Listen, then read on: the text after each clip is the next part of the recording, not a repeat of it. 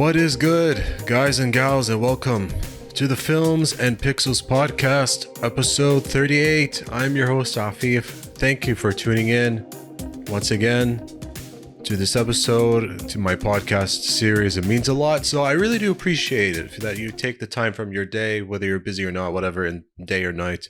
So again, thank you so much. I really do appreciate it. And I would be really grateful if you can subscribe. So please subscribe if you're willing to, if you want more of these podcast episodes. It means a lot. So, thank you so much.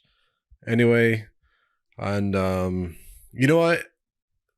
At first, I didn't know what I wanted to talk about for episode 38, but after a couple of days, I realized I found some interesting topics that are kind of hilarious, but also I think meaningful to kind of discuss, as well as reviewing a movie I saw I think a week ago, last weekend. So yeah, I'm gonna review and react to Fast X, the 10th Fast and Furious movie. Talk about one of the major movies that got banned in the Middle East, North Africa region. Plus a possible and surprise fight match between Elon Musk and Mark Zuckerberg. Millionaires fighting each other. Tech millionaires fighting each other. Something I totally didn't think I'd ever see. And will it ever happen? It's sounding like it, but I'll talk more about it. Plus the status of E3, which used to be one of the most popular entertainment venues and events, especially in gaming. Plus some controversy regarding Secret Invasion's opening credit sequence and why it's causing a bit of a stir. So yeah, those are the topics for this episode. But yeah, I just think those are really important just for me to discuss, here recording on mic in front of the camera. So, I mean, and just because basically there are a lot of conversations regarding some of these topics, especially the situation with Secret Invasion. But despite everything that's happening, especially with the submarine incident, that's also sad, but I don't want to bring that up again without going off topic. Let's proceed forward with the Films and Pixels podcast from here on out. All right, so first topic. I do want to mention a movie that I saw last week and just give my chance now to review, and that would be Fast X. So this is the 10th Fast and Furious movie from Universal Studios. And, if you've seen enough of these movies, I think you know what to expect. Big action set pieces, crazy car chase sequences, street racing, fist fighting, street fighting, big bombastic explosions, and of course, family, the whole thing with family, with Vin Diesel, Dom Toretto, family, and all that stuff. But I think it's more than that. It's also kind of like a revenge movie as well, especially for Jason Momoa's new character. He plays Dante Reyes. He's the son of Hernan Reyes, the antagonist that we saw in Fast 5, which that movie in particular, to me, is the best in the whole franchise. So why is he after Dominic Toretto and his gang? Well, basically because of them killing his father and also the loss of his family's fortune. So, I mean, just the fact that it took all this time just to get to this point. I mean, I just feel like the existence of Dante is really just more cash cowing the whole franchise. It's so obvious. But anyway, his attempts in this movie, what I was really impressed with his acting, he seemed to have a lot of fun, really maniacal. There was a tint of sarcasm as well. To me, Jason Momoa seemed like he had more fun as Dante Reyes more than he did as Aquaman. That's just my observation. So I thought he had a great performance and really the standout actor for the movie itself. But yeah, like I said, it's nothing that you're going to be surprised about or shocked. But again, it does carry the plot forward. Most of the characters that we've seen over the past 4 or 5 movies, they do make a return one way or another. Of course they are. And these actors are major stars, whether they used to be antagonists and now they have to be secondary antagonists. So it's just, to me, it's trying to be like Infinity War with, big major villain like Dante Reyes, tearing everything apart, you know what I mean, going after everyone. And so I thought like his performance was Joker-esque, you know what I mean? So that's what I thought, like an Infinity War style movie of like an antagonist like him achieving his goals of like taking down Dominic Toretto and his gang and his family, if you want to call it. So that's what I thought. And I like that there was more of his son, Little B, really being like, again, still like a kid. Not that he had like anything major, but I mean, like, now there's more of him in a way, despite him being in danger, obviously. I mean, it's not exactly a shocker. We saw it in the trailer. But also the introduction of a couple of characters. One of them is Tess, supposedly Mr. Nobody's daughter. She's just there as an ally for Dom Toretto. But I mean, I didn't think her presence was really important, except for maybe a few moments, but that was it. And also, I forgot her name, but also played by Daniela Melchior. Most people might remember her from Ratcatcher, from this Suicide Squad, the one directed by James Gunn, and she makes an appearance here as Little B's aunt and also the sister of Elena, the one who was killed by Cypher in The Fate of the Furious. So just for Dom and Elena to kind of interact here was important, and you get to really see how no matter what Toretto, no matter what the gang tries to do, I mean, he's always like 10, 15 steps ahead of them. And it's almost like he planned this for years. So of course, like he studied them and all that sort of stuff. And what happened in the opening sequence and first act in Rome with the metal bomb, I mean, that was insane. That was really an insane action sequence.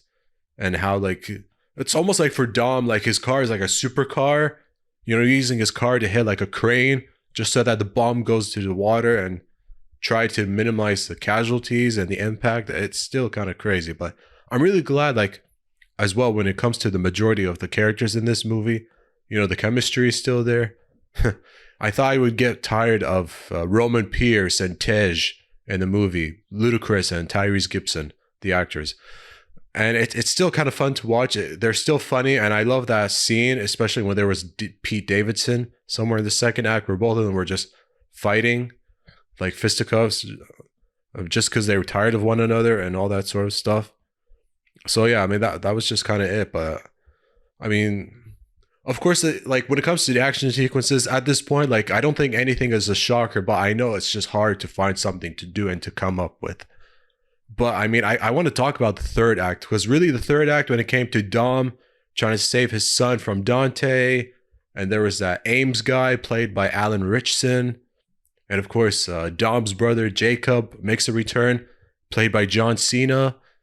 That whole chase sequence, especially with those two trucks, was about to crush Dom and Little B. I mean, I'm just sitting there, my heart was like pumping, because like, I'm like, oh my gosh, what's happening? What's going to happen? What might happen? And like, those sort of like highway chase sequences, like it sort of reminded me of one of them in Fast 6, and also maybe one of the other ones, where like somehow, some way, like, jumping from one car to the other. And that's kind of what happened with Little B miraculously.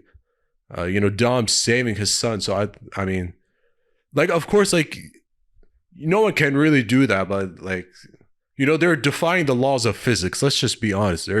These movies are just defying the laws of physics, but they're just fun entertainment. They're sort of a good story. I'm not going to call it one of the best. Somewhere like, with 10, 11 movies now, if you want to count the Hobbs and Shaw spinoff, which, let's be honest, was totally unnecessary. Like, somewhere in the middle, Fast X.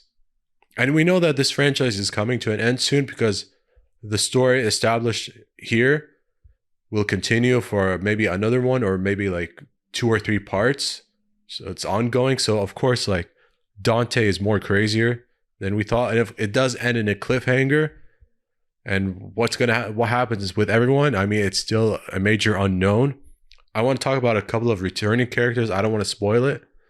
One of them, who we thought was dead, because again, I'm kind of getting fed up of like these movies telling us or showing us like a couple of characters. We saw one in Fast 9 and now in this one, and we all assumed that they were dead, and somehow, some way, they're actually alive. And This is supposed to be an action movie, like with real life consequences. It's not comic books. It's not sci-fi. It's not whatever. It's not anything else. It's not wizarding. It's not like fantasy. It's not sci-fi. It's not anything else. It's not like something from past ages or like medieval, whatever. Like any kind of genre that you could sort of think of. It is an action blockbuster at this point, but like it's almost like the death of a couple of these characters that we've seen now in these recent two movies. It's like, okay, why lead us to believe it? It's almost like there's no consequences to the death of these characters anymore. It's almost like the impact of them is minimal. I was surprised also about another actor making a return after a very public off-screen feud with Vin Diesel.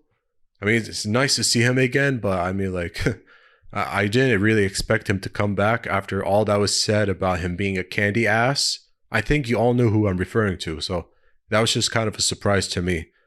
But yeah, I mean, like, look, if you want a fun action movie, if you're still a fan, if you still can like accept it and handle what it is at this point, especially like street racing, gunfights, car chasing, somewhere with a big explosion, and of course, like somewhere all about family. Man, what else is missing in the formula? And like, Vin Diesel's deep voice. I mean, anything else that I'm probably missing? I know I nailed the most, especially with the scene with street racing and, people dancing in the streets and booty shaking and all that stuff. Yeah, I mean, it's mostly the same formula, but the movie is just really, it's much intense. And like, I mean, I have to give a lot of credit to Jason Momoa for making his on-screen presence felt here, and just, like I said earlier, being very maniacal and in a lot of ways sarcastic. So this is still a pretty decent film, but there have been better Fast and Furious movies in the past. I would say like a 7 out of 10. I think that's generous. Like, to me, it's more of a 7 out of 10 movie. So yeah, if it's still in your local movie theaters, or if it's already on by now video on demand, go watch it. Maybe you might like it. Maybe you'll be impressed with Momoa's performance. Because like I said earlier, to me, I thought he had more fun in this movie than he did so as Aquaman. So pretty decent performances by the cast, and still a pretty good movie by itself as well. Guys and gals, to find out that Spider-Man Across the Spider-Verse was banned across the Middle East, North Africa region was shocking. I really did not expect that. Just the day before it was going to come to theaters, to find out that the movie got banned, wow. I was really looking forward to this movie. I did not see that coming. And you know what, the reasons, by itself, not exactly a surprise, but wow, I did not see that coming. Supposedly with LGBTQ plus content, plus possible LGBTQ plus characters as well. So I understand it. As far as I'm aware, it is banned in Lebanon, Kuwait, Saudi Arabia, Bahrain, Egypt, UAE, Oman, Qatar, and likely more countries such as Jordan among them as well. I don't know. I mean, I don't mean to forget any more countries, but across the MENA region, I mean, it's I understand why, but I mean, or likely there couldn't be any more compromise to cutting any scenes. Just like last year with Lightyear banned, and even the second Minions movie, The Rise of Gru. Yeah, Minions, Rise of Gru. Is it me, or am I noticing like animated movies with some sort of sensitive content that is doesn't follow, or doesn't really, like, how do I explain it? That's not really allowed, I guess, in a way that doesn't follow the practices and the beliefs of a lot of the countries in the region, get banned, and that's really understandable. Unfortunate that it comes to this, but I don't want to sit here and criticize anyone that's really like have made these decisions, because we're used to it. We don't like it, but we just have to accept it what it is.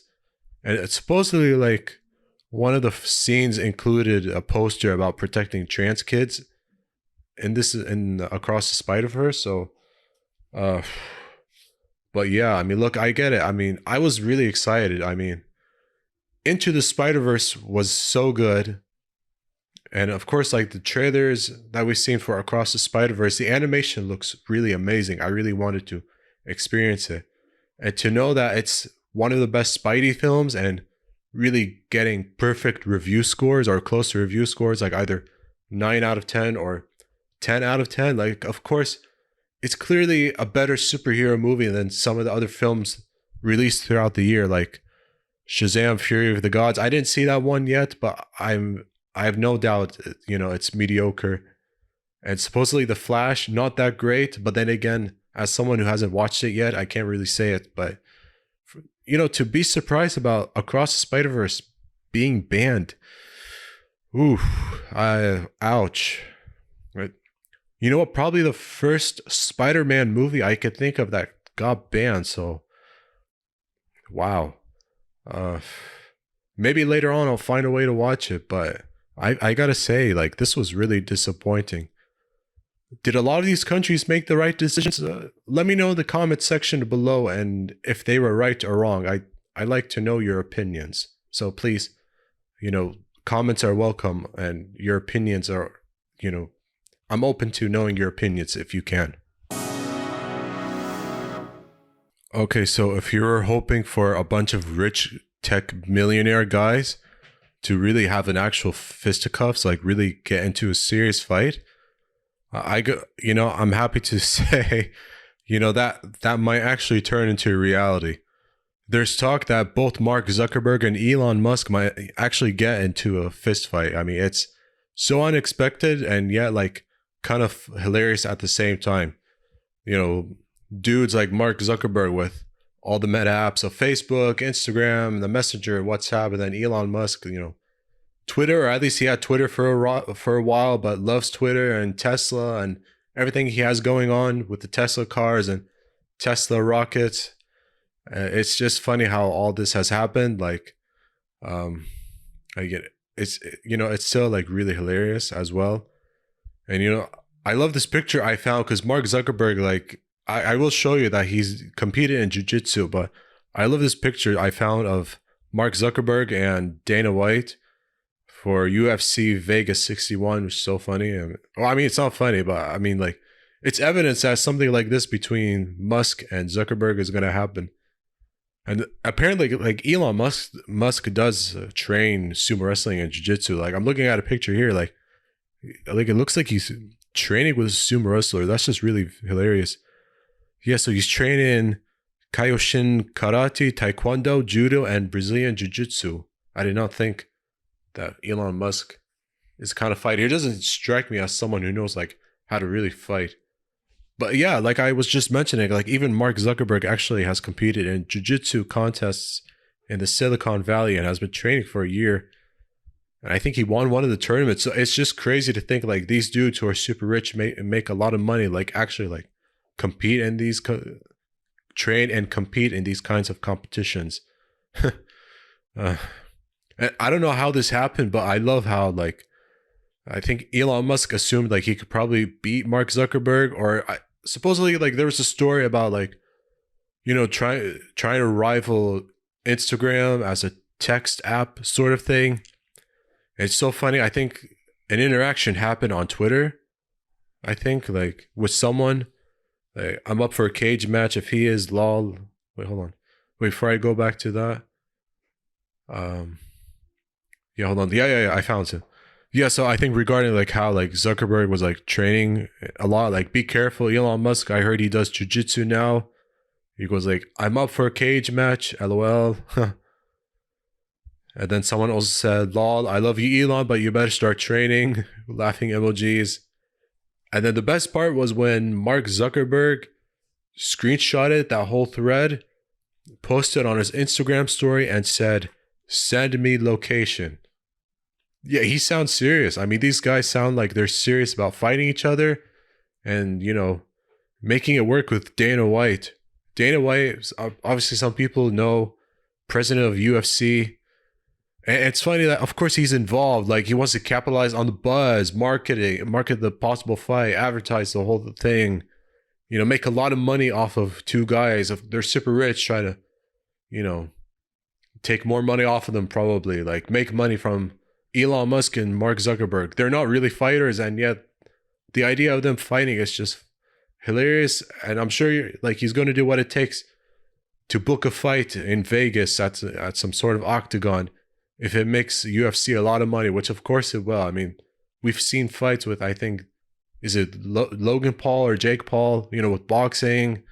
You saw Conor McGregor, he's really more UFC. He did boxing and lost. So, of course, like, you know, if there's going to be a fight and if it's going to bring a lot of money for Dana White, of course he's going to do what it takes to really capitalize on this opportunity. But the thought of Mark Zuckerberg and Elon Musk fighting is, oh my God, like it's just kind of hilarious. Like, I don't think it's going to happen, but you know, I'm willing to believe it will when I see it and when there's an actual date. But I mean, it's just funny how, like, it send me location, like, whoa, like this might be real. So I'd like to see it, but I doubt that it'll come into fruition eventually.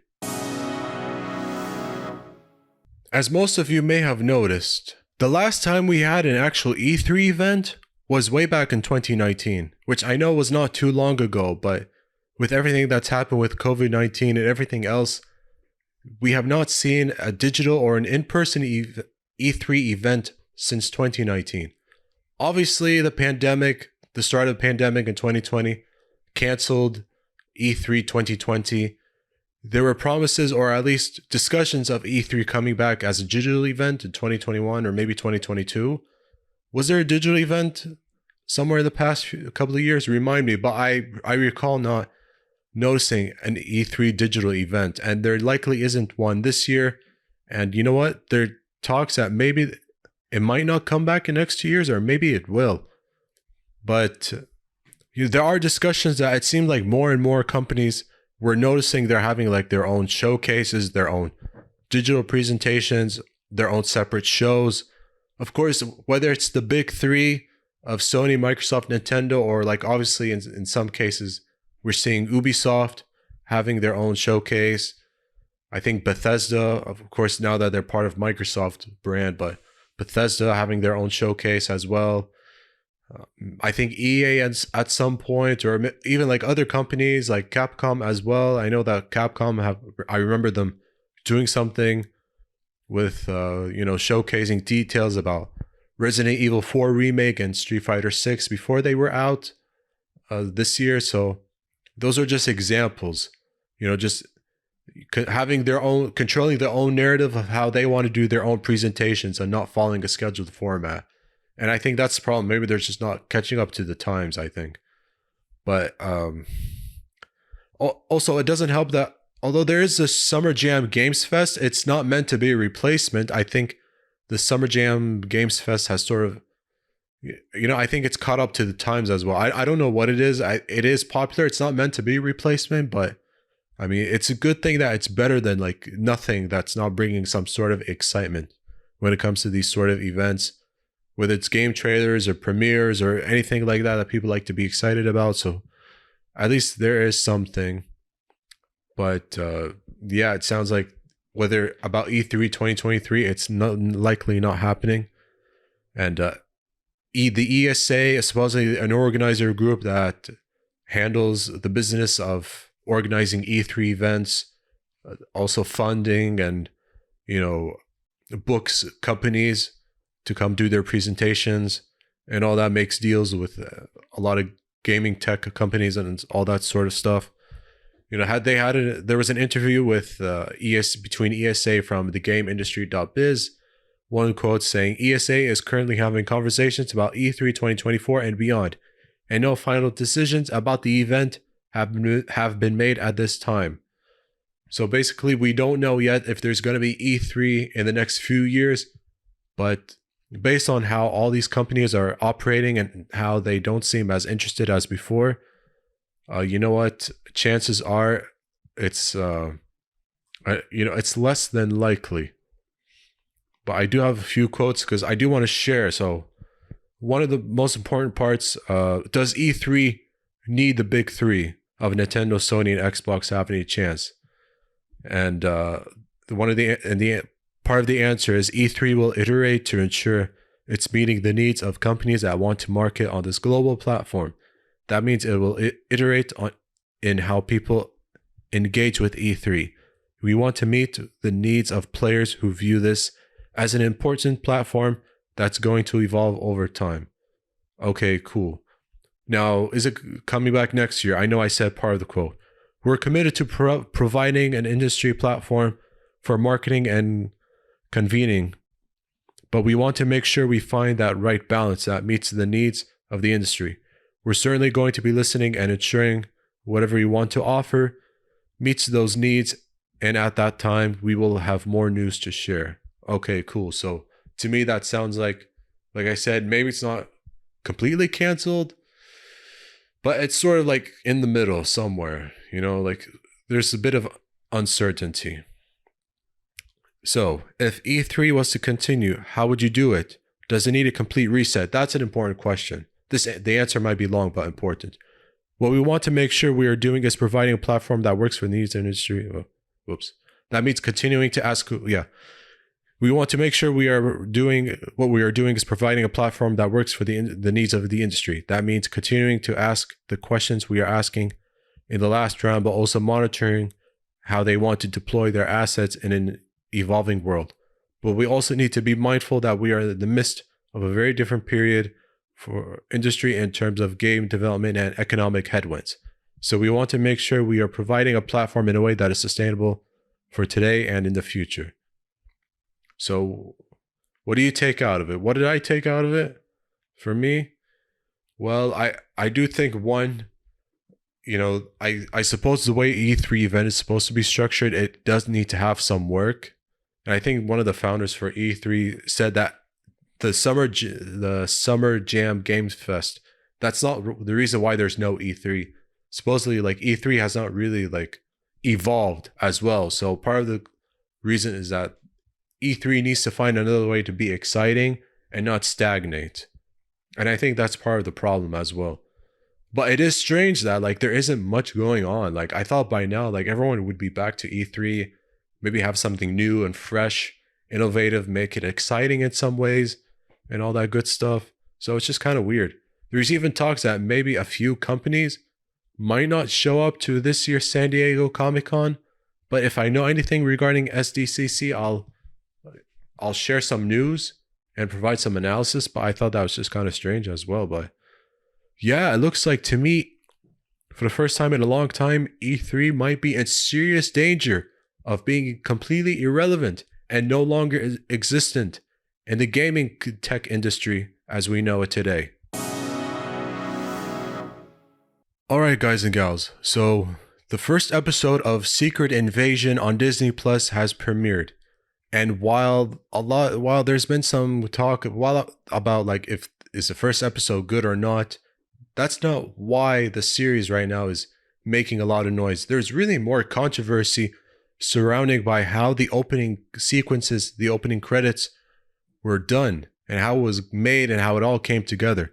It turns out that Method Studios, who partnered with Marvel Studios on the project for the TV show and also worked on Loki, Miss Marvel, Moon Knight as well, used custom-made AI projects, AI tools as well. So in other words, AI was actually used for the opening sequence of Secret Invasion, which is crazy. But they did say that no artists' jobs were replaced by using these new tools and all that. But still, when you're using AI, it means that artists, development tools, developing artists, art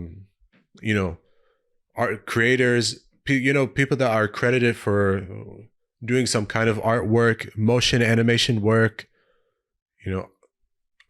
designing the animation, all that good stuff for opening sequences of popular TV shows. Of course, when you're not part of the project, your work is scrapped. So that's not a good thing. And even a couple of people on Twitter really were upset about AI being used, but no one was replaced. They did use a custom AI tool for the project. But I do have a quote on it. The production process was highly collaborative and iterative, with a dedicated focus on the specific application of an AI toolset.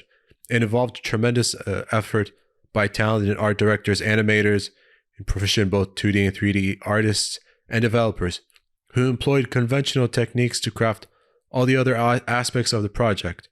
However, it is crucial to emphasize that while the AI component provided an optimal results, AI is just one tool among the array of tool sets our artists used. So the entire process, guided by expert art direction, encompassed the initial storyboard phase, of course, illustration, AI generation, 2D, 3D animation, all that sort, to make the whole project come into its final phase and bring it all together. Also, Method Studios, they did say that the team used to create characters and attributes and movements in the credits.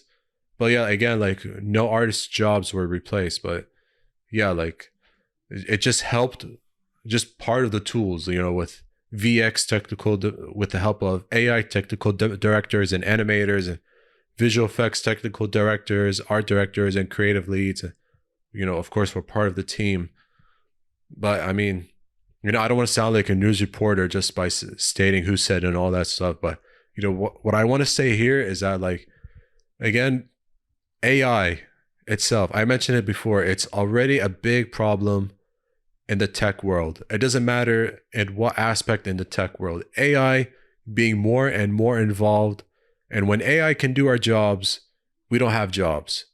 So I don't blame any artists, any animators, any developers really expressing their concerns, whether through Twitter or any social media platform or vocally, however they want to express their dismay, their concerns, how upset they are about any kind of AI tool, any kind of AI programs, using their work or maybe replacing their work, enhancing their work, because then like all the AI does it by itself, while everyone who has the knowledge, the experience, to kind of do this sort of stuff, for a major motion, a TV show or movie, and then all of a sudden when AI programs are coded to do that sort of thing without much effort from actual humans like us, then it's understandable why it is a problem.